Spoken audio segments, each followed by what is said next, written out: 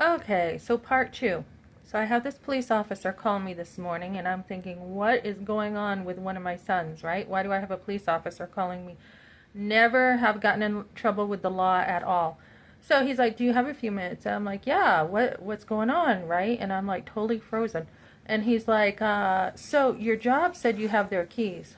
I go, "Yep."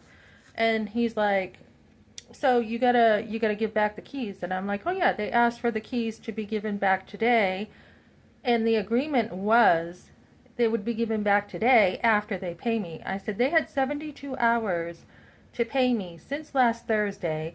By law, they have not paid me. They won't pay me. So he's like, and I said, "So as soon as you pay me," which I got paid last night, late last night, I said they will get their keys. So we agreed upon this. And so I said, "So they actually are lying because we already have an agreement in place."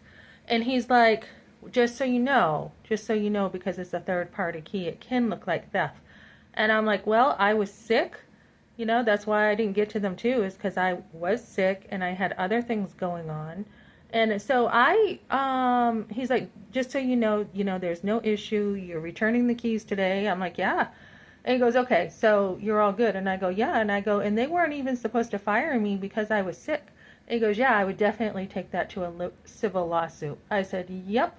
So I wasn't going to do anything, guys. Like I said, I don't like to be in lawsuits. I don't like to, but if I get pushed enough, I will.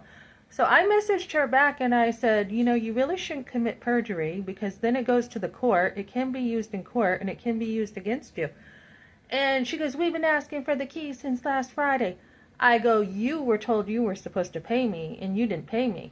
So I said, "It's really a serious thing, Amber. This is office pride, that you think it's okay to lie to a police officer about our agreement." She's like, "That was never the agreement." I go, "It's right here in writing. Right here in writing. Return that keys by 12 today." I said, "I have errands to do today, and you'll get your keys today when I'm ready. When I have time, you'll get your keys." So, wow, guys. Wow. We had an agreement, and she went above the agreement to go to a police officer. So, we're all good, but boy, did that give me a scare this morning. Watch who you work for. And I said, I will be going to the civil authorities over this. Whatever you got to do, go to the labor board or whatever and say, "Hey, they just fired me over nothing. Their own policy, their own lack of ability to run a company. It's not my fault the guy wasn't there. It's not my fault they had nobody there to tell that I didn't feel good and I was going home." So they have been harassing me for the last 4 days, lying about me. I said, Bruce works there. Is Bruce a doctor? Does he know if I'm sick? No, he doesn't.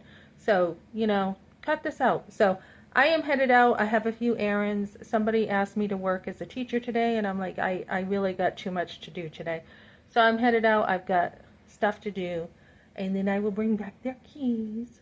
I already planned on bringing back their keys, although they have copies of the keys. And again, if the company doesn't want to have enough keys, again, that's on them, or whatever the problem is. It's on them.